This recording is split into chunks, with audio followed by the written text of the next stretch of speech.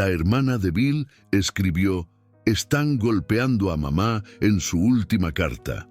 La recibió 2 días después. Roteiro Tetes Ready, versión español. Duración objetivo: 35-40 minutos. 58, 0 caracteres. Gancho: la carta que lo cambió todo. 0-10%. Missouri, agosto de 1863. El calor del verano presiona el bosque como un peso invisible. Las cigarras gritan entre los árboles. El aire es tan espeso que puedes saborear el polvo.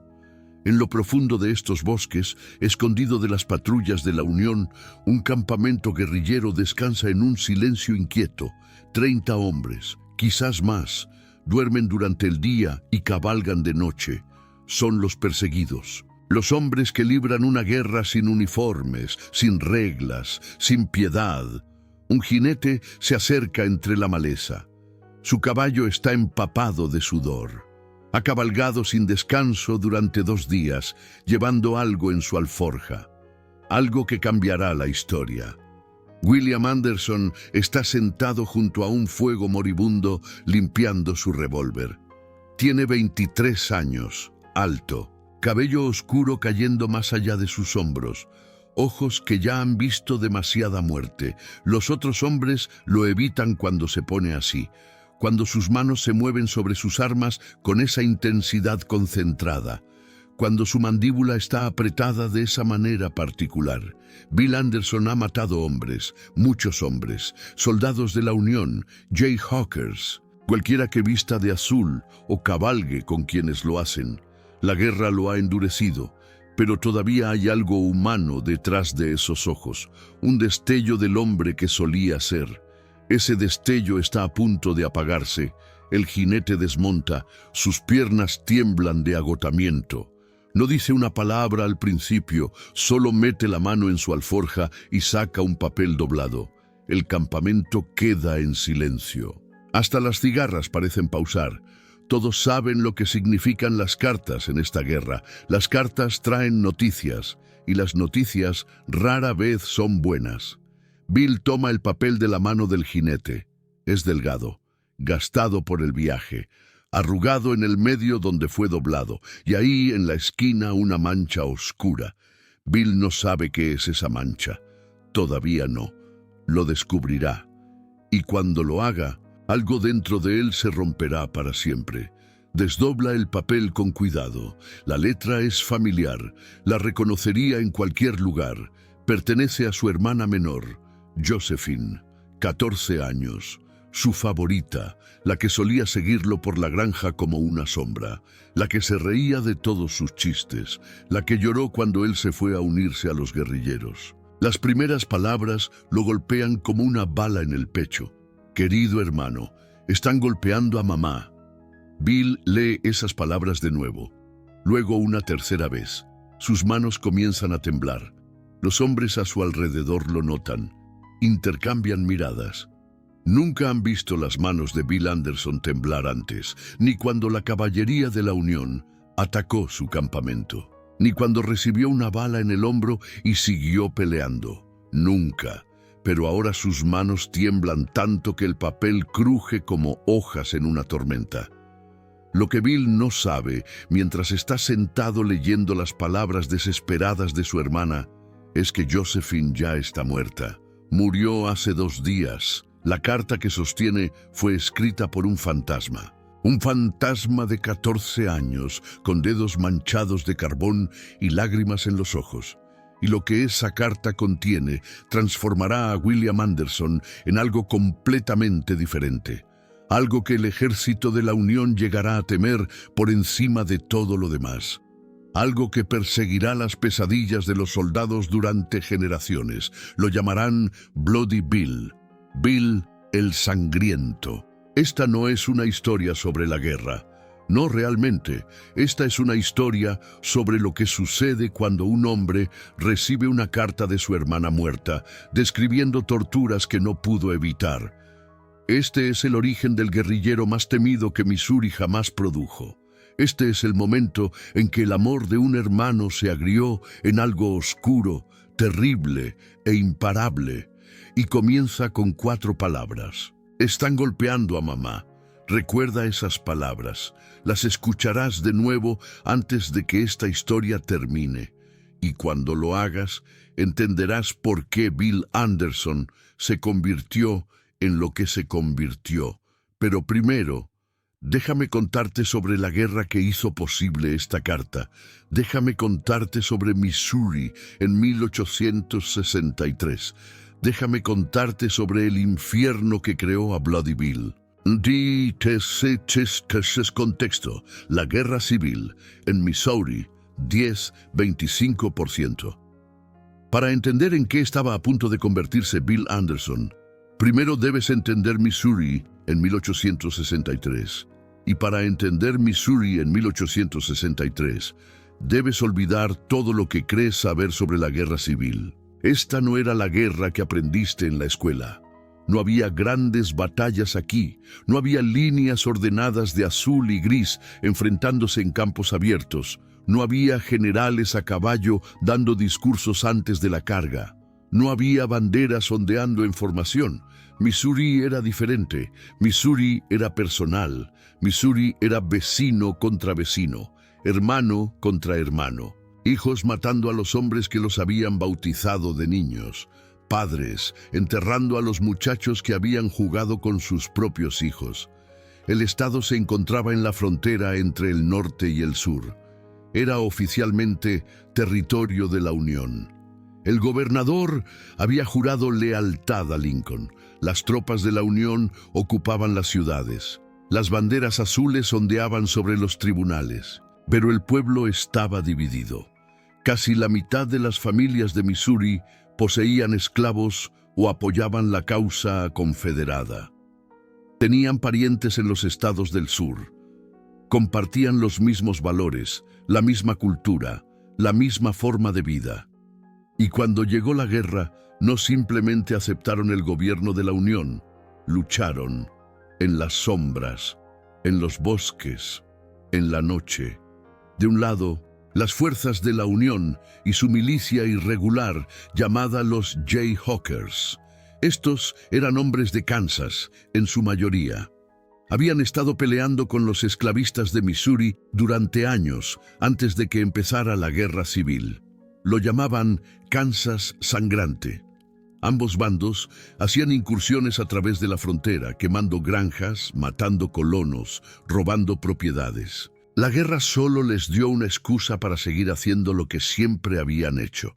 Del otro lado, guerrilleros confederados conocidos como Bushwhackers, hombres como William Clark Quantrill, hombres como Bill Anderson.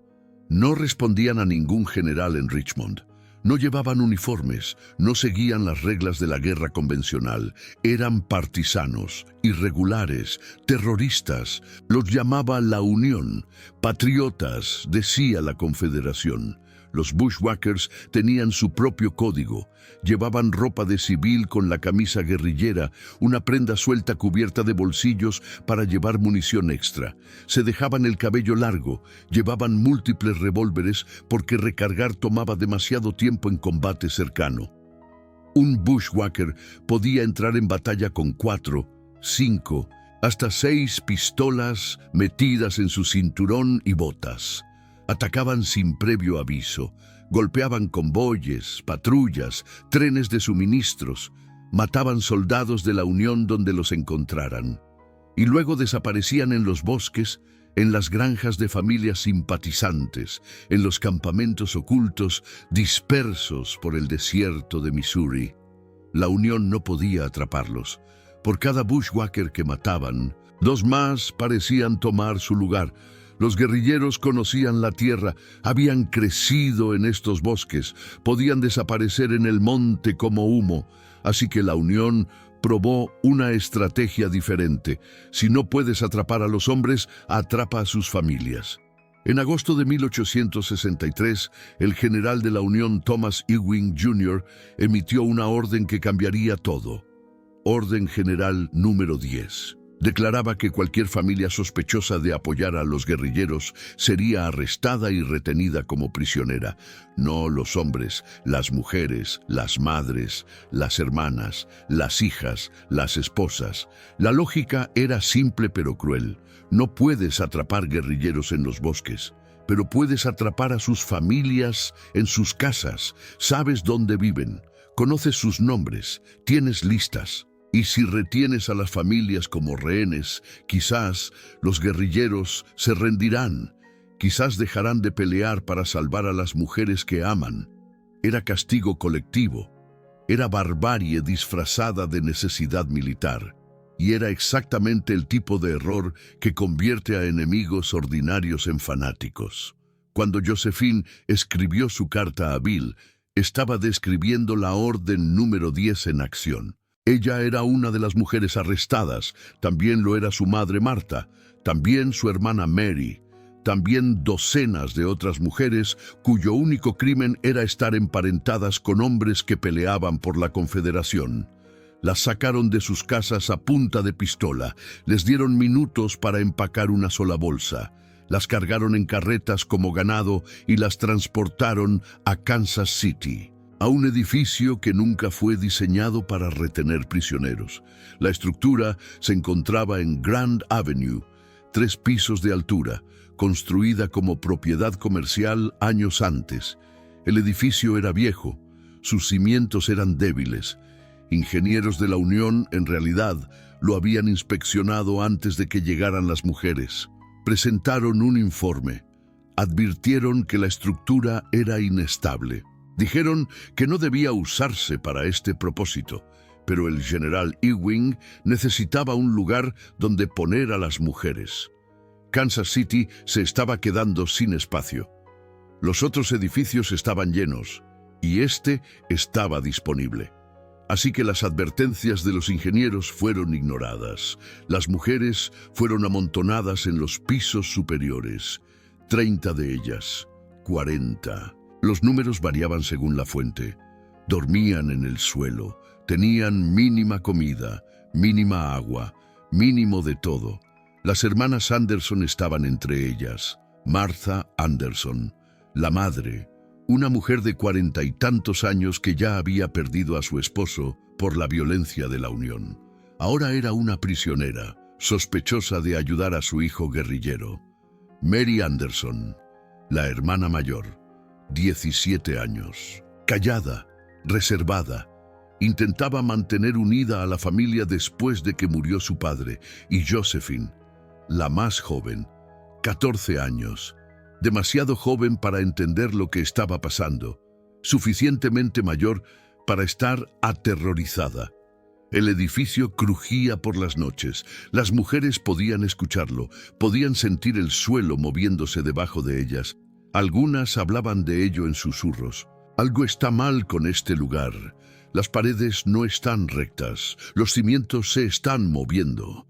Los guardias les decían que se callaran. Los guardias decían que el edificio estaba bien. Los guardias no dormían en ese edificio. Josephine encontró un pedazo de carbón en la esquina de su celda. No tenía papel al principio, pero la señora Patterson, otra prisionera, había traído una Biblia. Arrancó una página en blanco del final. Se la dio a Josephine. Escríbele a tu hermano, dijo. Cuéntale lo que está pasando aquí. Josephine escribió. Escribió sobre el arresto, escribió sobre el viaje a Kansas City, escribió sobre el edificio que gemía y se movía por las noches, y escribió sobre lo que los soldados de la Unión le estaban haciendo a su madre. Están golpeando a mamá. Así comenzó la carta. 4 palabras, palabras simples, palabras de una niña, y luego escribió más. Pero antes de contarte lo que decía el resto de esa carta, necesito hablarte de la mancha oscura en la esquina del papel. La mancha que Bill notó cuando desdobló la carta por primera vez. Esa mancha era sangre, la sangre de Josephine. El mensajero que le trajo la carta a Bill tenía algo más en su alforja, algo que estaba esperando entregar. Noticias que llegarían después de que Bill terminara de leer.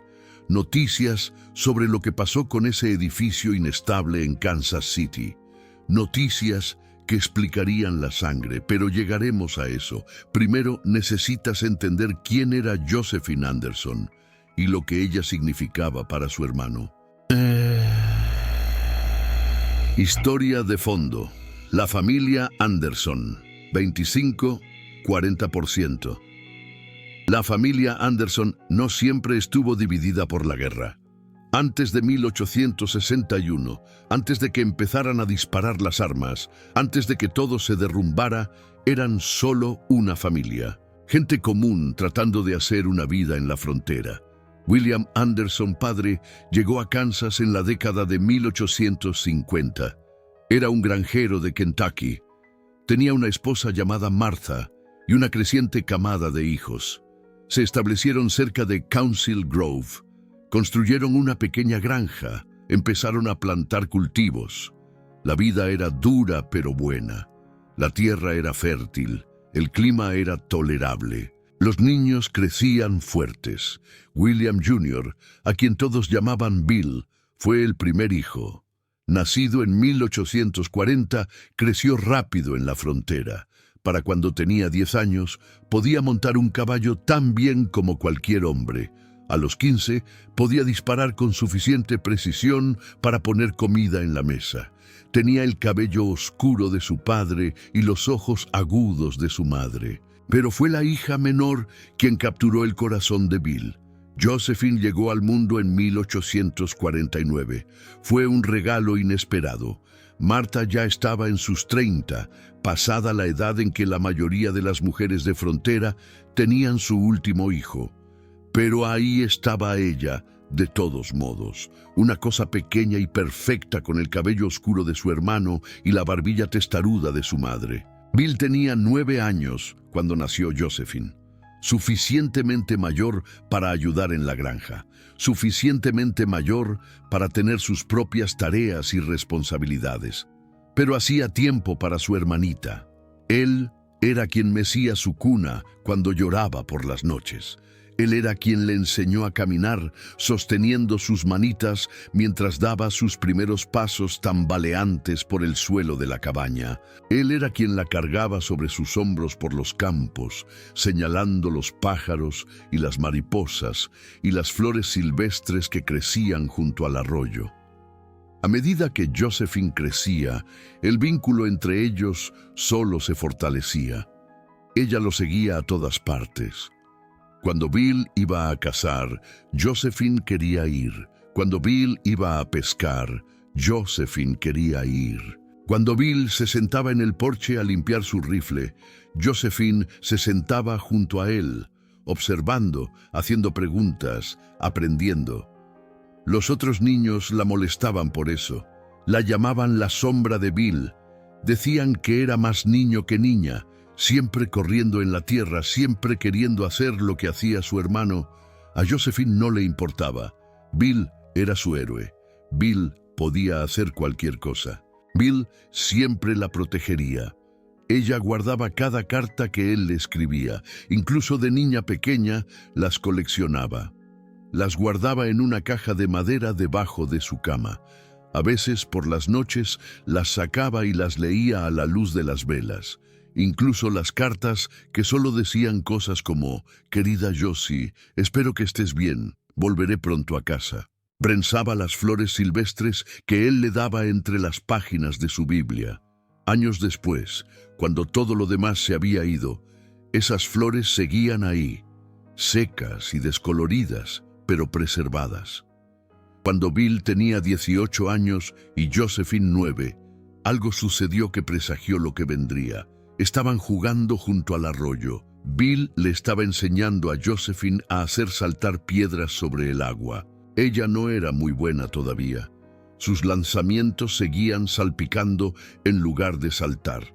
Entonces se resbaló. La orilla estaba lodosa por la lluvia reciente. Su pie cedió y cayó al arroyo. El agua no era profunda, pero la corriente era fuerte. La arrastró bajo el agua antes de que pudiera reaccionar. Bill no dudó, se lanzó tras ella, la agarró del brazo y la sacó a la superficie.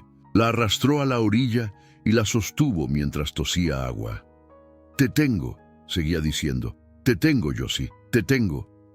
Desde ese día en adelante, cada vez que Josephine tenía miedo, recordaba esas palabras. «Te tengo». Bill lo había dicho. Bill lo decía en serio. Bill siempre la salvaría. Recordaría esas palabras de nuevo, años después, en una celda de prisión en Kansas City, y las escribiría en una carta pidiendo a su hermano que la salvara una vez más. Pero para entonces sería demasiado tarde. La guerra llegó a Kansas antes que a ningún otro lugar. Kansas sangrante lo llamaban. La pelea sobre si el territorio entraría a la Unión como estado libre o esclavista. Ambos bandos enviaron colonos. Ambos bandos enviaron luchadores. Ambos bandos derramaron sangre. La familia Anderson intentó mantenerse neutral. William padre no era un hombre político. Solo quería cultivar su tierra y criar a sus hijos. No tenía esclavos. No tenía opiniones fuertes sobre si otros deberían tenerlos. Pero en Kansas, la neutralidad no era una opción. Los Jayhawkers llegaron primero. Abolicionistas de Kansas que atacaban granjas de Missouri, liberaban esclavos, quemaban propiedades, decían que luchaban por la libertad. Para los granjeros de Missouri eran ladrones y asesinos. Luego vinieron los hombres de Missouri, esclavistas y sus simpatizantes que cruzaban a Kansas para votar ilegalmente, para intimidar colonos, para empujar el territorio hacia la esclavitud. William Anderson padre quedó atrapado en el medio. Los detalles de su muerte no están claros. Diferentes fuentes cuentan diferentes historias. Algunos dicen que soldados de la Unión lo mataron en 1862. Otros dicen que fueron Jayhawkers, que vinieron a saquear la granja y tomar lo que pudieran. Otros dicen que fue asesinado por una disputa sobre caballos. En lo que todos están de acuerdo es esto: Bill Anderson vio morir a su padre. Tenía 21 años. Vio a los hombres que lo hicieron, conocía sus caras y juró sobre la tumba de su padre que tendría venganza. Ese fue el momento en que Bill Anderson se convirtió en guerrillero. Ese fue el momento en que dejó a su familia y cabalgó hacia los bosques para unirse a la banda de William Quantrill. Pero incluso entonces, incluso después de todo lo que había pasado, seguía escribiéndole a Josephine. Sus cartas cambiaron después de la muerte de su padre. Se hicieron más cortas, menos frecuentes. Nunca le contaba lo que hacía en los bosques. Nunca describía las incursiones o las matanzas. Nunca mencionaba la sangre en sus manos, pero siempre preguntaba por ella, cómo se sentía, qué estaba leyendo, si seguía con sus estudios, si todavía tenía el caballo que él le había dado. Las cartas de Josephine de vuelta a él eran más largas. Escribía sobre todo: el clima, los vecinos, lo que había hecho el perro ese día, lo que comió para la cena. Escribía como si la guerra no estuviera pasando, como si su hermano simplemente estuviera lejos en un largo viaje y fuera a regresar cualquier día. Quizás lo creía, quizás necesitaba creerlo, pero entonces llegó la orden número 10. Los soldados de la Unión llegaron a lo que quedaba del hogar Anderson a principios de agosto de 1863. Era justo después del amanecer. El rocío todavía estaba en la hierba. Marta estaba cocinando el desayuno sobre el fuego. Mary estaba sacando agua del pozo. Josephine todavía estaba en cama, soñando los sueños que sueñan las niñas de 14 años. Los soldados no tocaron la puerta, la derribaron, entraron con rifles levantados, gritando órdenes: «Levántense, vístanse, están bajo arresto». Marta intentó discutir, intentó explicar. No eran soldados, no estaban ayudando a los guerrilleros, eran solo mujeres tratando de sobrevivir. Los soldados no escucharon, tenían sus órdenes. Cualquier familia conectada con bushwhackers conocidos debía ser detenida. Bill Anderson era un bushwhacker conocido. Por lo tanto, su familia era culpable. Les dieron a las mujeres 10 minutos para recoger sus pertenencias. Una bolsa cada una. Era todo lo que podían llevar. Josephine agarró su Biblia, la que tenía las flores de Bill prensadas adentro, la que tenía las páginas en blanco al final. También logró contrabandear algo más, un lápiz, suficientemente pequeño para esconderlo en los pliegues de su vestido. No sabía por qué lo tomó. Algún instinto le dijo que lo necesitaría. Luego las cargaron en una carreta y las llevaron a Kansas City. Pero había algo más, algo que Josephine hizo antes de que llegaran los soldados, antes de que fueran arrestadas, antes de que todo saliera mal. Escondió algo. En su carta a Bill, enterrado entre las descripciones de la prisión y la tortura, había una frase que parecía inocente al principio. Una frase sobre un lugar que ambos conocían. Un recuerdo de la infancia. No tenía sentido en contexto, a menos que entendieras que era un código. Josephine había escondido algo antes de que llegaran los soldados. Algo que sabía que Bill necesitaría. Algo suficientemente valioso para arriesgar un mensaje codificado en una carta que podría ser interceptada. La ubicación estaba enterrada en su carta final. Bill no descubriría el significado de esa frase hasta mucho después. Después de que todo lo demás hubiera pasado, después de que la transformación estuviera completa, después de que Josephine estuviera muerta, enterrada y vengada 100 veces. Pero ese descubrimiento llegaría, y cuando lo hiciera, probaría que incluso en sus últimos días, incluso como prisionera enfrentando tortura, Josephine Anderson seguía pensando en su hermano, todavía tratando de ayudarlo, todavía tratando de ser útil. Porque eso era quien era ella, la sombra de Bill, la ayudante de Bill, la pequeña Josie de Bill, que lo seguía a todas partes y quería hacer todo lo que él hacía. Incluso al final, todavía intentaba seguirlo. El evento principal, la carta completa, 40-60%. Déjame contarte lo que decía el resto de esa carta, pero primero, entiende las condiciones bajo las cuales fue escrita. Entiende lo que Josephine enfrentaba cada día en esa prisión. Entiende qué llevó a una niña de 14 años a raspar palabras en carbón sobre papel robado y suplicar un rescate que nunca llegaría. El edificio en Grand Avenue no fue diseñado para ser una prisión. Fue diseñado para ser un almacén. Las paredes eran delgadas, las ventanas eran pequeñas y estaban colocadas en lo alto. El calor del verano convertía los pisos superiores en un horno. Las mujeres dormían sobre tablas de madera desnuda, sin camas, sin colchones, solo tablas duras y las mantas que habían logrado traer de casa. 30 mujeres, 40 mujeres, amontonadas en espacios diseñados para almacenar mercancías, no para retener personas. La comida era mínima, pan principalmente, a veces sopa, nunca suficiente. Las mujeres compartían lo que tenían. Dividían sus raciones para que los niños pudieran comer más. Algunas eran madres con pequeños, algunas tenían bebés en sus pechos. Los guardias caminaban por los pasillos a todas horas. Sus botas resonaban en los suelos de madera. A veces se detenían en las puertas, a veces las abrían, a veces entraban. Las mujeres aprendieron a temer a ciertos guardias, los que las miraban demasiado tiempo, los que hacían comentarios, los que encontraban excusas para tocarlas cuando pasaban. Pero eso no era lo peor. Lo peor era lo que le sucedía a Martha Anderson. La Unión quería información. Querían saber dónde estaba el campamento de Quantrill. Querían conocer los planes de los guerrilleros. Querían nombres, lugares, fechas. Creían que las familias sabían estas cosas. Creían que las mujeres ocultaban información para proteger a sus hombres. Se equivocaban. Martha Anderson no sabía dónde estaba Bill. No lo había visto en meses. Sus cartas nunca incluían detalles sobre su ubicación.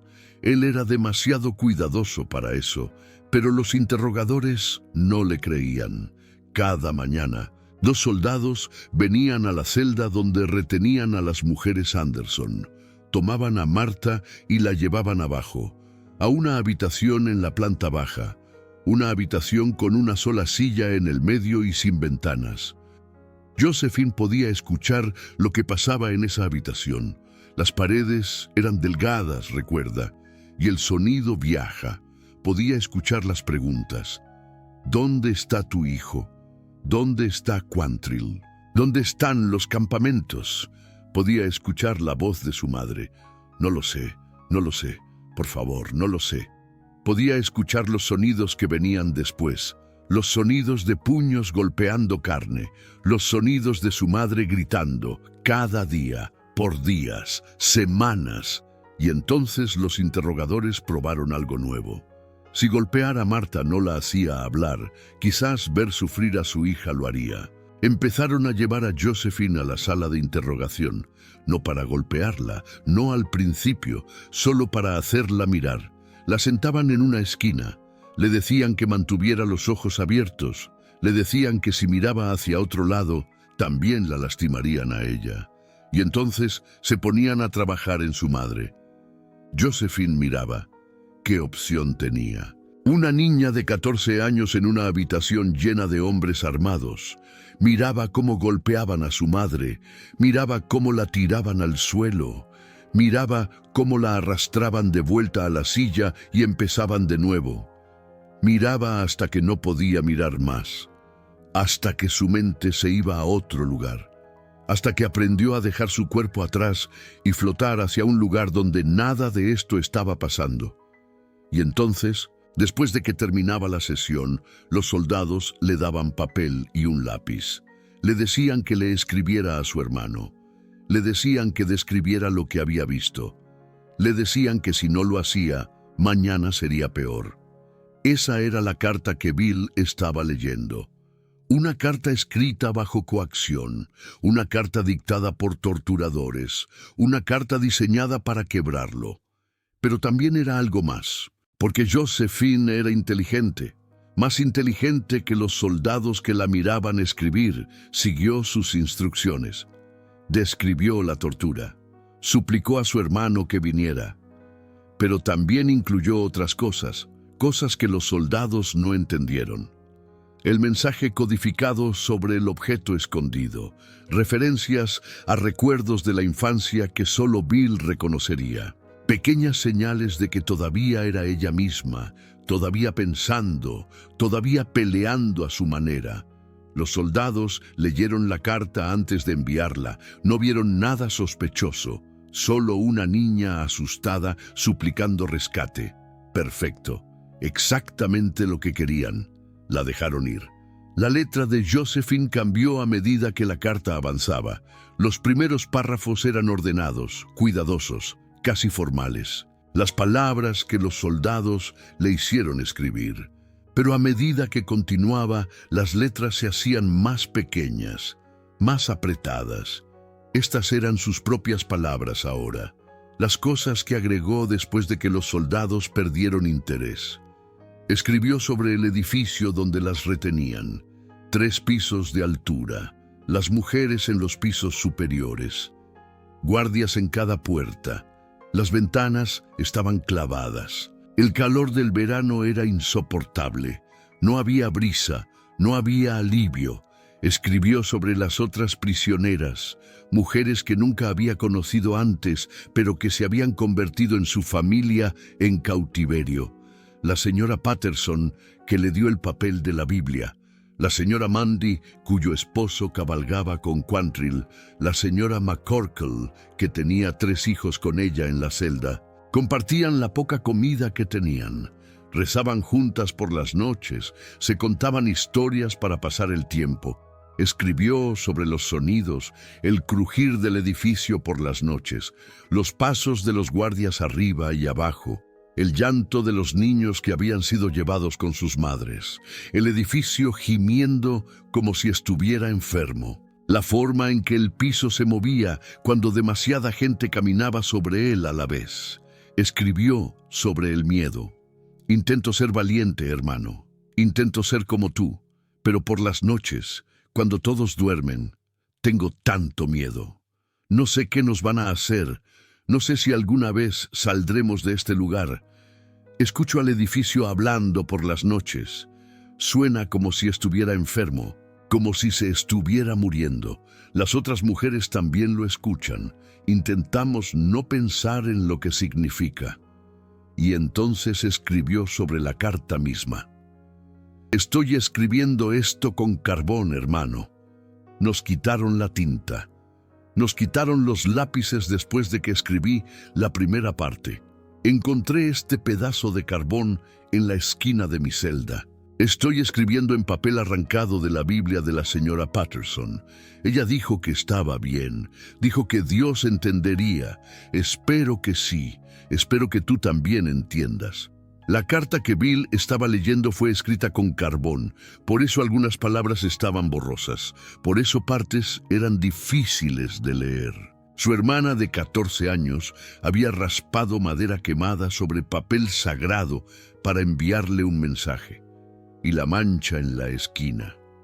Esa mancha oscura que Bill notó cuando desdobló la carta por primera vez. Esa mancha estaba empezando a tener sentido ahora. Josephine continuó escribiendo. Mamá no sabe que te estoy escribiendo. Me diría que parara. Diría que es muy peligroso. Pero tenía que contarte lo que está pasando. Tenía que hacértelo saber. Vienen por ella cada mañana, hermano. 2 soldados, siempre los mismos. Uno tiene una cicatriz en la cara, el otro se ríe, se la llevan abajo. No veo lo que pasa después, pero lo escucho. Escucho a mamá gritar, los escucho hacer preguntas y entonces la traen de vuelta. Cada día se ve peor, cada día queda menos de ella. Sus ojos se están vaciando. Ya no nos habla, solo se acuesta ahí y mira la pared. Le pregunté una vez qué querían saber.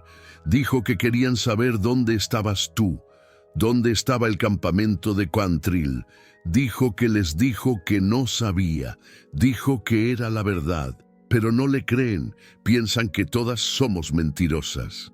Piensan que te estamos escondiendo en algún lugar. Piensan que ella miente para protegerte, hermano. Piensan que todas sabemos dónde estás, pero no lo sabemos. Ojalá lo supiéramos. Ojalá pudieras venir y llevarnos lejos de aquí. Ojalá pudieras hacer que pare. Fue entonces cuando Josephine escribió la pregunta que Bill nunca pudo responder. ¿Vendrás por nosotras, hermano? ¿Nos salvarás como me salvabas cuando era pequeña? Recuerdo cuando me caí al arroyo y me sacaste. Recuerdo cuando el perro me persiguió y te pusiste entre nosotros. Recuerdo cuando murió papá y me abrazaste mientras lloraba. Recuerdo todo lo que hiciste por mí. Por favor, ven, hermano. Por favor, sé que eres valiente, sé que puedes hacer cualquier cosa. Siempre me lo dijiste. Dijiste que nada podía detenerte. Dijiste que siempre me protegerías. ¿Decías la verdad? Por favor, ven, hermano, por favor. Bill estaba sentado ahí en el campamento guerrillero, sosteniendo esas palabras en sus manos. Su hermana le suplicaba que la salvara. Su madre estaba siendo torturada. Su familia se estaba muriendo en una prisión, mientras él estaba sentado en el bosque limpiando sus armas. Y era impotente para hacer algo. No podía rendirse. Si lo hacía, la Unión lo colgaría. Ya lo habían dejado claro. Los Bushwhackers no tenían juicios, no tenían intercambios de prisioneros, solo conseguían sogas. Y entonces, ¿quién protegería a su familia? Nadie. No podía atacar Kansas City. Los guerrilleros eran unos cientos como mucho. La Unión tenía miles de soldados en la ciudad. Sería suicidio. Y su familia seguiría muriendo. Probablemente más rápido, cuando la Unión los ejecutara en represalia. No podía negociar. La Unión no negociaba con Bushwhackers. Los llamaban forajidos, bandidos, asesinos. No había rendición que no terminara en una soga. Bill Anderson estaba sentado ahí, leyendo las palabras de su hermana, y sintió algo que nunca había sentido antes: impotencia completa y absoluta. El peor sentimiento del mundo para un hombre que había prometido protegerla siempre. Y entonces el mensajero habló. El hombre había estado parado ahí todo el tiempo, viendo a Bill leer, viendo su cara cambiar, viendo sus manos temblar. Tenía más noticias que entregar, pero había estado esperando el momento correcto. Ahora, viendo la cara de Bill, supo que nunca habría un momento correcto. «Hay algo más», dijo el mensajero. Su voz era callada, vacilante. «Algo que necesitas saber». Bill levantó la vista de la carta. Sus ojos estaban húmedos. No intentó ocultarlo. No le importaba quién lo viera. «El edificio», dijo el mensajero, «el de Kansas City, donde tenían a las mujeres. ¿Qué pasa con él?» El mensajero tragó con dificultad. Había temido este momento durante 2 días, desde que recibió las noticias y empezó a cabalgar para encontrar a Bill. Había practicado lo que diría. Había ensayado las palabras en su cabeza, pero ahora que el momento había llegado, toda su preparación huyó. Se derrumbó Bill. Hace 2 días. Todo se vino abajo. Dicen que los cimientos cedieron, las paredes se doblaron, 3 pisos de ladrillo y madera directos al suelo. Bill no se movió, no respiró, solo se quedó sentado ahí, la carta en su mano, mirando al mensajero. «Están sacando cuerpos de los escombros», continuó el mensajero. «Algunas mujeres sobrevivieron, pero no todas, no la mayoría. Los pisos superiores, donde tenían a la mayoría de las prisioneras, esos pisos cayeron más fuerte». «Mi familia», dijo Bill. Su voz era apenas un susurro, menos que un susurro, un aliento convertido en palabras. «¿Qué pasó con mi familia?» El mensajero metió la mano en su alforja otra vez. Sacó otro papel. Este no era una carta, era una lista de nombres, escrita a mano, copiada de un informe de bajas de la Unión, los nombres de los muertos. Se lo entregó a Bill. Bill miró la lista. Sus ojos recorrieron los nombres, uno por uno, letra por letra. Buscando los que rezaba no encontrar, los encontró. Josephine Anderson, edad 14, fallecida. Mary Anderson, edad 17, fallecida. Martha Anderson no estaba en la lista, había sobrevivido, pero el mensajero tenía más que decir sobre eso también. «Tu madre vivió», dijo, «pero tiene la espalda rota. Las vigas le cayeron encima. Dicen que nunca volverá a caminar. La tienen en un hospital, bajo guardia. Todavía prisionera, incluso ahora». Bill miró la carta en su mano izquierda, luego la lista de nombres en su mano derecha. Su hermana había estado muerta 2 días. Había estado muerta antes de que la carta llegara al campamento. Había estado muerta mientras Bill dormía, mientras Bill comía, mientras Bill estaba sentado junto a este fuego, sin saber, sin sentir, sin percibir que la mitad de su mundo acababa de derrumbarse junto con ese edificio. Las palabras que acababa de leer, la súplica desesperada de una niña asustada, la pregunta que le había hecho: «¿Vendrás por nosotras, hermano?». Había escrito esas palabras y luego había muerto antes de que él pudiera responder. El edificio cayó sobre ella. El edificio que la Unión sabía que era inseguro. El edificio sobre el que los ingenieros habían advertido. El edificio que el General Ewing había llenado de mujeres de todos modos porque necesitaba un lugar donde poner a sus rehenes. Josephine Anderson, edad 14, aplastada bajo 3 pisos de ladrillo de Missouri. Bill Anderson se levantó lentamente. Los hombres a su alrededor retrocedieron. Podían ver algo cambiando en su cara, algo moviéndose detrás de sus ojos, algo naciendo en el espacio donde solía vivir su humanidad. Dobló la carta con cuidado, la puso en el bolsillo de su camisa, cerca de su corazón. Luego dobló la lista de nombres y la puso ahí también. Cargaría ambos papeles por el resto de su vida. Luego se agachó y recogió sus revólveres. —¿A dónde vas? —preguntó uno de los hombres. Su voz era nerviosa, incierta. Nunca había visto a Bill verse así. Ninguno de ellos lo había visto. Bill no respondió. Solo empezó a caminar hacia su caballo. Alguien más gritó: —¡Bill! ¡Bill! ¡Espera! Bill se detuvo, se dio la vuelta, y cuando los hombres vieron su cara, entendieron. El Bill Anderson que habían conocido se había ido, el hermano, el hijo, el hombre que todavía escribía cartas a su hermanita preguntando por su caballo. Ese hombre había muerto en algún lugar entre leer la carta y leer la lista. Alguien más estaba parado ahí ahora, alguien que pronto llamarían Bloody Bill. Danny, sí, las consecuencias. El nacimiento de Bloody Bill, 60-80%. En los días que siguieron, Bill Anderson no habló. Comía cuando le ponían comida enfrente. Dormía unas pocas horas cada noche, aunque parecía no descansar. A veces se despertaba gritando el nombre de su hermana.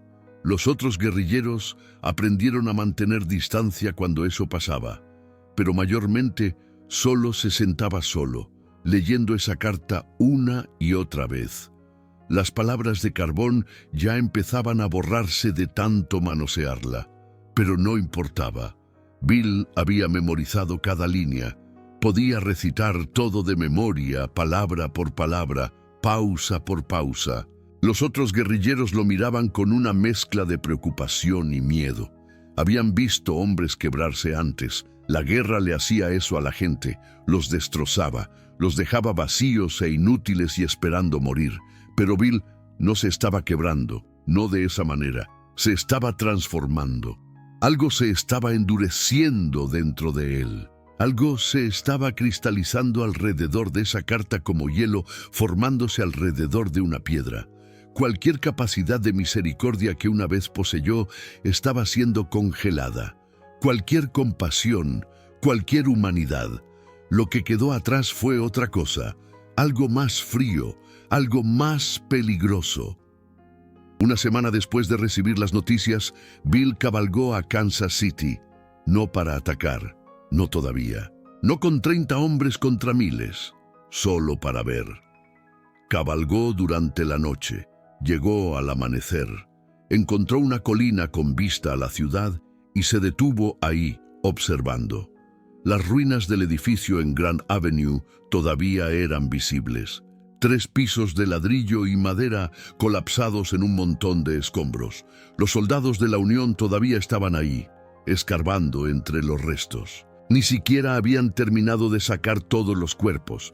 Bill observó durante horas, los vio apartar ladrillos, los vio sacar camillas cubiertas con sábanas blancas, los vio cargar carretas con los muertos. Y en algún lugar de esos escombros, en algún lugar bajo todo ese ladrillo y mortero y madera destrozada, estaba el cuerpo de su hermana.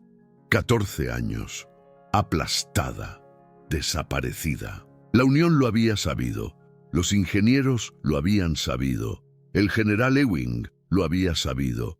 El edificio era inseguro, los cimientos se estaban desmoronando, y lo habían llenado de mujeres de todos modos. Habían matado a su hermana, no en batalla, no cara a cara.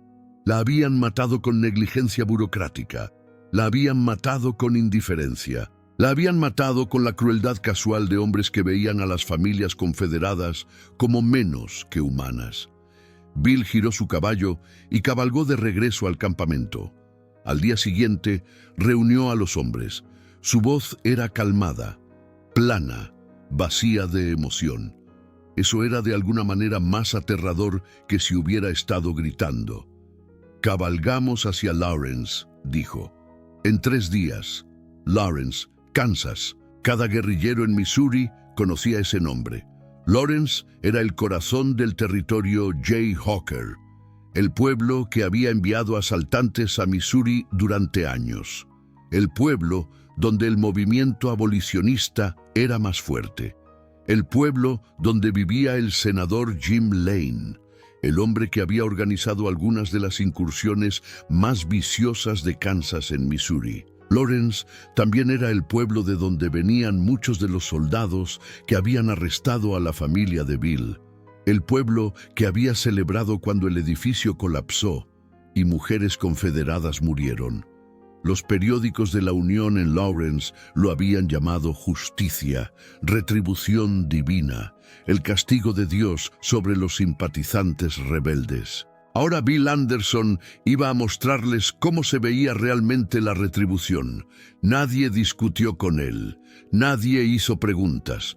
Podían ver en sus ojos que las preguntas no serían bienvenidas. Podían ver que el hombre parado frente a ellos no era el Bill Anderson que habían conocido. Este era alguien nuevo, alguien impulsado por algo más allá de la ira, más allá de la venganza, algo que iba más profundo que el odio. 3 días después, el 21 de agosto de 1863, William Quantrill guió a sus guerrilleros hacia Lawrence, Kansas. Bill Anderson iba al frente de la columna. 400 hombres, la fuerza guerrillera más grande jamás reunida en Missouri. Habían cabalgado durante la noche, evitando patrullas de la Unión, moviéndose como fantasmas por el campo de Kansas. Llegaron al amanecer. El pueblo todavía dormía. El humo se elevaba de las chimeneas. Los perros ladraban a lo lejos. En algún lugar, un gallo cantó. Entonces comenzó la matanza. Lo que pasó después se conoció como la masacre de Lawrence. Sigue siendo uno de los eventos más controversiales de la guerra civil, el día más sangriento del conflicto guerrillero. Un horror que todavía debaten los historiadores más de un siglo y medio después. Los guerrilleros entraron al pueblo desde múltiples direcciones. Fueron de casa en casa, sacaron hombres de sus camas, los dispararon frente a sus familias. Tenían una lista, nombres de hombres conocidos por apoyar la causa de la Unión, hombres que habían participado en incursiones a Missouri, hombres que habían celebrado la muerte de mujeres confederadas, pero la lista era solo un punto de partida. Para cuando el sol estuvo completamente alto, los guerrilleros estaban matando a cualquiera que pudieran encontrar, cualquier hombre, cualquier varón lo suficientemente grande para cargar un rifle. Eran metódicos, eran sistemáticos, eran despiadados. Bill Anderson mató más que nadie ese día. Los testigos más tarde lo describieron moviéndose por las calles como un hombre poseído. No dudaba, no mostraba piedad. Solo hacía una pregunta antes de jalar el gatillo. ¿Estabas ahí cuando cayó el edificio? La mayoría de los hombres a quienes preguntaba no tenían idea de qué estaba hablando. No eran soldados, no habían estado en Kansas City. Eran tenderos y granjeros y maestros de escuela. No tenían nada que ver con la orden número 10 o la prisión o el colapso. No importaba, Bill los disparó de todos modos. Un sobreviviente, un hombre que se había escondido en un pozo y vivió para contarlo, más tarde describió lo que vio. Anderson era como una máquina. Caminaba por el pueblo con 2 pistolas, una en cada mano. Cuando estaban vacías, sacaba 2 más de su cinturón. Cuando esas estaban vacías, sacaba 2 más. Debe haber matado a 20 hombres antes del mediodía, quizás más. Y su cara nunca cambió, ni una vez. No estaba enojado, no estaba emocionado, estaba vacío. Esa era la peor parte. Sus ojos estaban completamente vacíos. Para cuando Quantrill finalmente llamó a la retirada, casi 200 hombres estaban muertos. El pueblo estaba en llamas. Cuadras enteras habían sido reducidas a escombros humeantes. Fue el día más mortífero de la guerra guerrillera en Missouri, y era solo el comienzo. Después de Lawrence, todo cambió. La Unión puso un precio a la cabeza de Bill Anderson. $5,000 para cualquiera que pudiera traerlo vivo o muerto. Era la recompensa más grande en el estado, más que la recompensa por el propio Quantrill. Pero la recompensa solo hizo a Bill más famoso, más temido. Los hombres que querían pelear contra la Unión empezaron a buscarlo. Querían cabalgar con el hombre que había quemado Lawrence. Querían ser parte de su leyenda. Bill los dejó venir. Necesitaba hombres, necesitaba soldados, porque Lawrence no era suficiente, nunca sería suficiente.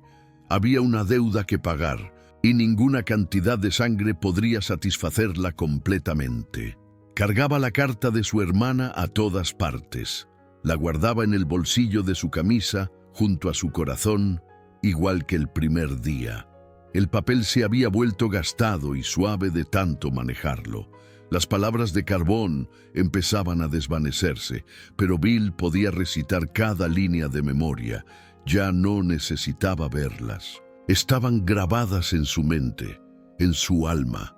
También guardaba otra cosa. Cuando el edificio colapsó, algunas de las pertenencias de Josephine habían sobrevivido la destrucción. Una de ellas era un vestido azul de algodón que había estado usando el día que la arrestaron. Alguien lo había sacado de los escombros y se lo envió a Bill a través de la red clandestina que conectaba a las familias guerrilleras. El vestido estaba manchado de sangre, la sangre de Josephine, la misma sangre que había dejado esa mancha oscura en la esquina de su carta. Bill guardaba el vestido envuelto en tela encerada, metido en su alforja. Nunca se lo mostró a nadie, nunca habló de ello. Pero a veces, tarde en la noche, cuando los otros hombres dormían, lo sacaba y lo sostenía. Solo lo sostenía. Durante horas. Los hombres que cabalgaban con él aprendieron a no molestarlo durante esos momentos. Aprendieron a fingir que no veían. Aprendieron que algún dolor era demasiado privado para presenciar. También aprendieron a no cuestionar sus métodos, porque los métodos de Bill Anderson estaban a punto de volverse legendarios. En los meses después de Lawrence, Bill se separó de la fuerza principal de Quantrill. Formó su propia banda de guerrilleros, más pequeña, más rápida, más brutal. Se llamaban los Bushwhackers de Anderson, llevaban el cabello largo casi hasta los hombros, vestían la camisa guerrillera, la prenda distintiva cubierta de bolsillos para cargar munición. Llevaban más pistolas que ninguna otra unidad. Algunos de ellos entraban en batalla con 8 o 9 revólveres atados a sus cuerpos. Atacaban patrullas de la Unión sin previo aviso. Emboscaban carretas de suministros, asaltaban pueblos que apoyaban la causa de la Unión, golpeaban rápido y desaparecían más rápido. Y Bill empezó una nueva práctica. Empezó a tomar cabelleras. Después de cada batalla, Bill caminaba entre los muertos de la Unión. Se arrodillaba junto a cada soldado y cortaba un pedazo de su cuero cabelludo, solo un pequeño pedazo, un trofeo, una marca.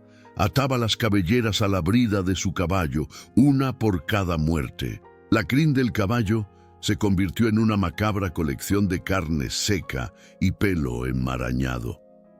Para septiembre de 1864, el caballo de Bill Anderson tenía tantas cabelleras colgando de él que le rozaban las piernas mientras cabalgaba.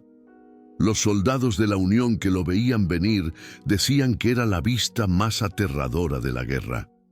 Este hombre con ojos vacíos y cabello largo y oscuro, montado en un caballo decorado con los restos de sus enemigos. Lo llamaban Bloody Bill, Bill el Sangriento. El nombre quedó, la leyenda creció. Los soldados de la Unión contaban historias sobre él alrededor de fogatas. Decían que no podía ser asesinado. Decían que había vendido su alma al diablo. Decían que ya no era humano, si alguna vez lo había sido. Y en algún lugar en el bolsillo de su camisa, presionada contra su corazón, todavía estaba esa carta. Están golpeando a mamá. ¿Vendrás por nosotras, hermano? No había podido salvarla, pero podía vengarla. Cada soldado de la Unión que mataba era un pago de la deuda. Cada cabellera era una moneda en un terrible libro de cuentas, y estaba lejos de terminar. El destino Centralia y las 53 cabelleras, 80-95%. 27 de septiembre de 1864, Centralia, Missouri. Aquí, es donde la historia de Bill Anderson alcanza su clímax. Aquí es donde la carta finalmente tuvo su efecto completo y terrible. Aquí es donde Bloody Bill se ganó su nombre para siempre. Centralia era un pueblo pequeño, una parada de ferrocarril en el North Missouri Railroad. Nada especial. Unos pocos cientos de personas, una tienda general, un hotel, un depósito donde los trenes paraban para tomar agua y pasajeros. Pero esa mañana de septiembre algo especial pasó. Bill Anderson y sus guerrilleros entraron al pueblo justo cuando un tren llegaba del este. Habían estado atacando el área durante días. La Unión sabía que estaban cerca, pero no podía atraparlos. Los guerrilleros se movían demasiado rápido. Conocían la tierra demasiado bien. El tren era un tren de pasajeros, civiles principalmente, granjeros y comerciantes viajando a St. Louis o más allá. Pero entre los pasajeros había soldados de la Unión, 24 de ellos, todos vistiendo uniformes azules. No estaban armados. Estos no eran tropas de combate, eran soldados con permiso, hombres que habían estado peleando en otros estados y ahora iban a casa a visitar a sus familias. Habían dejado sus armas en sus unidades. No cargaban nada más que sus papeles de viaje y sus uniformes. Los hombres de Bill detuvieron el tren. Ordenaron a todos que bajaran. Los civiles fueron apartados, asustados pero mayormente ilesos. Los soldados fueron separados del resto.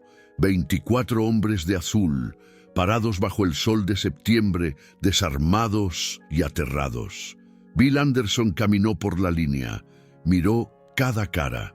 Le hizo a cada hombre la misma pregunta que había hecho en Lawrence más de un año antes. ¿Estabas ahí cuando cayó el edificio? Ninguno de ellos había estado. Estos eran jóvenes de Iowa, Illinois e Indiana. Nunca habían estado en Kansas City.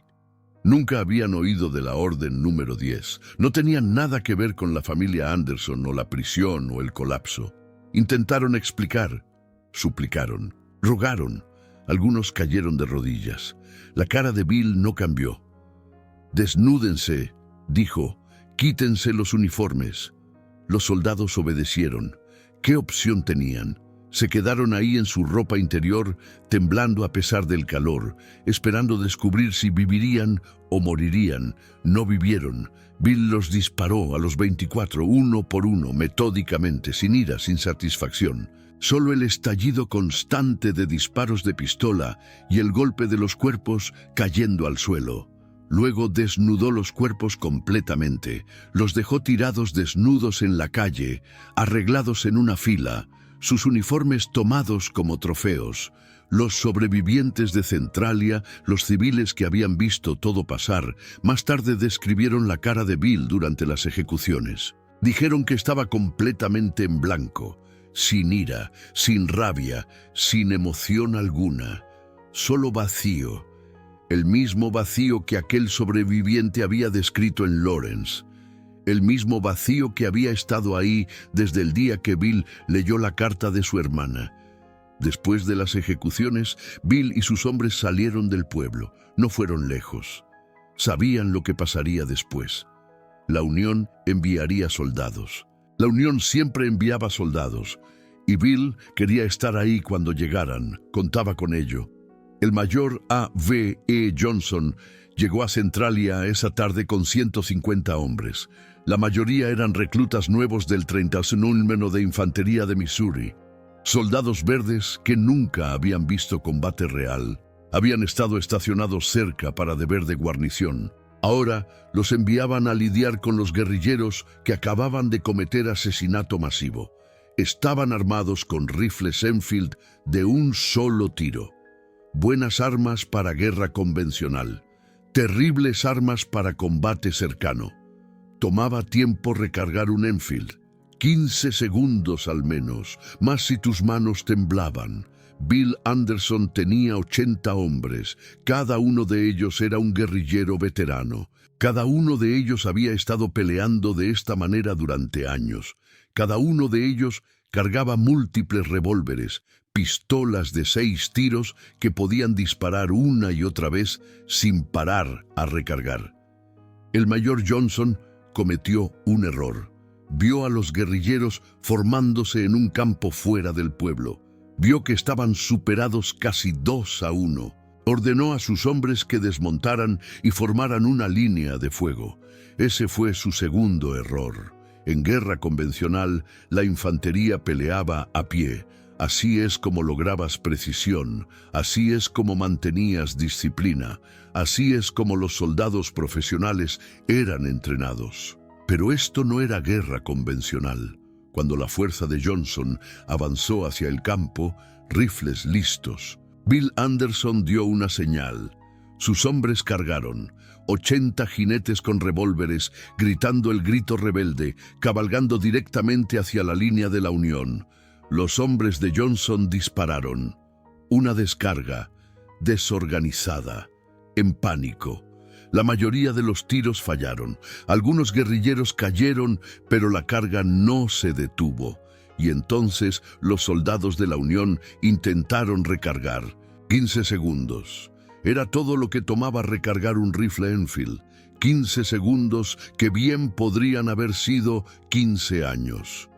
Los guerrilleros chocaron contra la línea de la Unión antes de que pudiera dispararse una segunda descarga. Atravesaron la infantería como agua a través de un dique roto. Pistolas tronando, sables brillando, hombres gritando y cayendo y muriendo. La batalla, si puedes llamarla así, duró 15 minutos. Cuando terminó, 123 soldados de la Unión estaban muertos, incluyendo al mayor Johnson, incluyendo a casi todos los hombres que había traído con él. Bajas de Bill Anderson, 2 muertos, 8 heridos.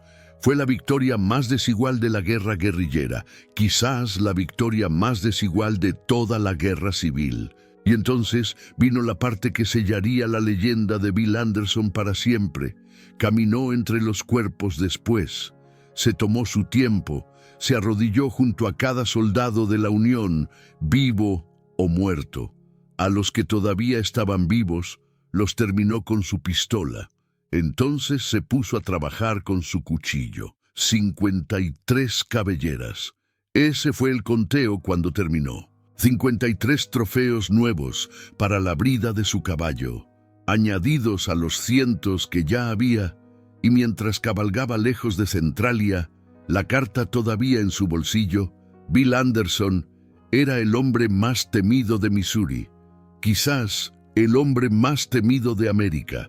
La Unión estaba aterrada. Nunca habían enfrentado algo así. Llegaban informes de todo el estado. Los soldados se negaban a patrullar. Las guarniciones se encerraban dentro de sus fuertes. Regimientos enteros pedían ser transferidos a otro lugar. Nadie quería encontrarse con Bloody Bill en el camino. Un comandante de la Unión escribió en su diario: Anderson no es humano. Es una fuerza de la naturaleza, una tormenta en forma humana, y no podemos detenerlo más de lo que podríamos detener un tornado. Pero las tormentas no duran para siempre, y la tormenta de Bill Anderson estaba a punto de llegar a su fin. Un mes después de Centralia, el 26 de octubre de 1864, Bill Anderson encontró su muerte. Estaba cabalgando cerca de Albany, Missouri, con un pequeño grupo de sus hombres. Una patrulla de la Unión los vio, milicia del condado de Ray. Hombres locales que conocían la tierra tan bien como los guerrilleros. Bill hizo lo que siempre hacía cuando se enfrentaba a tropas de la Unión. Cargó. Había funcionado 100 veces antes, 1000 veces. La carga guerrillera era imparable. Los soldados de la Unión siempre se quebraban, siempre huían, siempre morían. Esta vez fue diferente. La milicia no huyó. Mantuvieron su posición, formaron una línea, apuntaron con cuidado, dispararon. Una bala golpeó a Bill Anderson en la parte trasera de la cabeza. Cayó de su caballo y golpeó el suelo con fuerza. para cuando sus hombres lo alcanzaron, para cuando alejaron a la milicia y recuperaron su cuerpo, William Anderson ya estaba muerto. Tenía 24 años. Los soldados de la Unión encontraron su cuerpo y lo registraron. Querían pruebas. Querían estar seguros de que Bloody Bill realmente estaba muerto. En el bolsillo de su camisa, presionado contra su corazón, encontraron un papel gastado cubierto de escritura desvanecida de carbón. Las palabras eran casi ilegibles ahora, borrosas por un año de manejo, pero todavía podías distinguir la primera línea. Querido hermano, están golpeando a mamá. En su alforja, envuelto en tela encerada, encontraron un vestido azul de algodón manchado de sangre vieja. No sabían lo que significaba. Asumieron que era algún tipo de trofeo, una reliquia de alguna incursión o algo. No entendieron. ¿Cómo podrían? No habían leído la carta. No habían visto la cara de Bill cuando supo que su hermana estaba muerta. No lo habían visto transformarse de un hombre en otra cosa. Pero nosotros, los que conocemos la historia, entendemos. Bill Anderson había cargado la carta de su hermana durante 14 meses. Cada incursión, cada batalla, cada cabellera, había mantenido sus palabras con él a través de todo. Están golpeando a mamá. ¿Vendrás por nosotras, hermano? Nunca había podido responder su pregunta. No de la manera que ella quería, no de la manera que él quería, pero había hecho todo en su poder para vengar su muerte. Los soldados de la Unión que lo mataron exhibieron su cuerpo en Richmond, Missouri. Lo apoyaron para fotografías. Querían que todos vieran que Bloody Bill estaba muerto, que la pesadilla había terminado. En las fotografías, Bill Anderson se ve casi en paz. Su cabello largo cae más allá de sus hombros. Sus ojos están cerrados. Su cara no muestra expresión. Se ve como si finalmente estuviera descansando. Reflexión. El legado de una carta. 95-100%. ¿Qué hacemos con Bill Anderson? La historia no ha sido amable con él, y quizás no debería serlo. Las cosas que hizo, las cabelleras, las masacres, los hombres asesinados a sangre fría. Estas no son las acciones de un héroe. Estas son las acciones de un hombre que había cruzado hacia algo oscuro y terrible. Algunos historiadores lo llaman un monstruo. Señalan a Lawrence, a Centralia, a las 53 cabelleras que tomó en una sola tarde. Dicen que era un sádico que usó la tragedia de su familia como excusa para complacer su sed de sangre. Dicen que la guerra civil le dio permiso para hacer lo que siempre había querido hacer. Otros lo llaman una víctima. Dicen que era un hombre normal, quizás incluso un buen hombre que fue llevado a la locura por el dolor. Dicen que la Unión lo creó cuando arrestaron a su familia y las dejaron morir en ese edificio. Dicen que Bloody Bill no nació, fue fabricado, manufacturado por la crueldad y la indiferencia y la brutalidad casual de la guerra. La verdad, como siempre, es más complicada que cualquiera de las dos historias. Bill Anderson era ambas cosas: monstruo y víctima, asesino y doliente. Sostenía la carta de su hermana contra su corazón mientras cortaba cabelleras de los muertos. Lloraba sobre un vestido manchado de sangre mientras planeaba masacres. No era un símbolo, era un hombre roto, ciertamente, un hombre peligroso, absolutamente, pero un hombre al fin, un hombre que amaba a su hermanita y la perdió y nunca se recuperó de la pérdida. La pregunta que me queda es esta: ¿qué harías tú?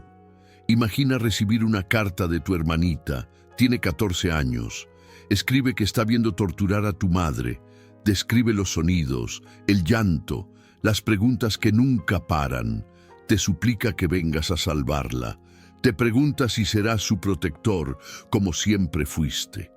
Vendrás por nosotras, hermano, y entonces descubres que ya está muerta, que murió antes de que pudieras leer sus palabras, que fue aplastada bajo un edificio que el enemigo sabía que iba a colapsar, que la pusieron ahí de todos modos porque necesitaban un lugar donde almacenar a sus rehenes y no les importaba si los cimientos se desmoronaban. ¿Qué te haría eso a ti? No sé lo que me haría a mí. Espero nunca descubrirlo, pero sé lo que le hizo a Bill Anderson. Lo transformó, lo vació y lo llenó con otra cosa, algo frío e implacable y completamente sin misericordia, algo que solo podía ser satisfecho por sangre. Una niña de 14 años escribió una carta en carbón sobre papel de Biblia.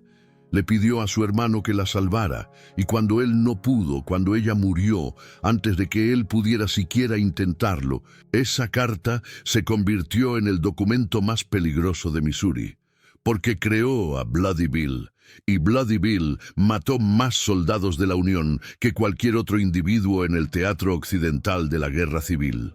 Más que cualquier general, más que cualquier regimiento, un hombre con una carta en su bolsillo y un caballo cubierto de cabelleras, aterrorizando a un ejército entero. Todo por una carta, todo por 4 palabras. Están golpeando a mamá. Ese es el poder del amor cuando se convierte en rabia. Eso es lo que pasa cuando un hermano mayor gentil, que una vez traía flores silvestres a su hermanita, ve todo lo que ama destruido. Eso es lo que pasa cuando la protección falla y el dolor no encuentra salida, excepto la violencia. La historia recuerda a Bill Anderson como un asesino, pero antes de ser un asesino era un hermano, un hijo, un joven que le enseñó a su hermana a hacer saltar piedras y la sacó del arroyo cuando se cayó, un hombre que le escribía cartas preguntando por su caballo, un hombre que falló en proteger a su familia y pasó el resto de su corta vida tratando de compensarlo. Nunca pudo. La deuda era demasiado grande, el hueco en su corazón era demasiado profundo. Ninguna cantidad de sangre podía llenarlo, ningún número de cabelleras podía traer a Josephine de vuelta.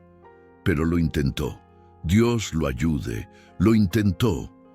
Y esa carta, ese papel gastado cubierto de carbón, lo acompañó a la tumba.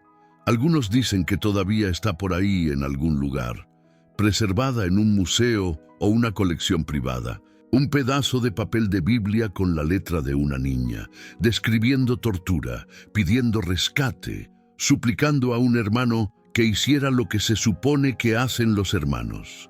Si alguna vez la ves, recuerda lo que representa. No solo una carta, no solo palabras en papel, una transformación, el nacimiento de Bloody Bill y la muerte de todo lo que William Anderson alguna vez fue. La guerra civil produjo muchos horrores, batallas que mataron a decenas de miles en un solo día, prisiones donde los hombres morían de hambre por miles, atrocidades en ambos bandos que todavía nos persiguen. Pero quizás ningún documento produjo más violencia, más muerte, más destrucción que una carta escrita por una niña de 14 años a su hermano mayor. 4 palabras para empezar. Están golpeando a mamá. 5 palabras para terminar. ¿Vendrás por nosotras? 123 muertos en Centralia, casi 200 muertos en Lawrence, incontables otros en las incursiones y emboscadas y asesinatos que vinieron entre medio. Todo porque un hermano leyó la carta de su hermana demasiado tarde. Esta es la historia de esa carta. Esta es la historia de William Anderson y su hermana Josephine. Esta es la historia de cómo el amor puede convertirse en odio, cómo el dolor puede convertirse en rabia, cómo un hombre puede convertirse en un monstruo. Así es como se hace la historia, una palabra a la vez, una tragedia a la vez, una carta a la vez. Y en algún lugar, en los archivos de la historia, un pedazo de papel de Biblia cubierto de carbón todavía guarda esas palabras. Están golpeando a mamá. ¿Vendrás por nosotras, hermano? Por favor, ven, por favor. Fin del guión, versión español. Conteo final, 58. 0 caracteres. Formato, TTS Ready. Sin asteriscos. Sin corchetes en el texto narrado. Estilo, tercera persona narrativa con citas en primera persona. Adaptación. Español latinoamericano, México. Vocabulario y expresiones regionales.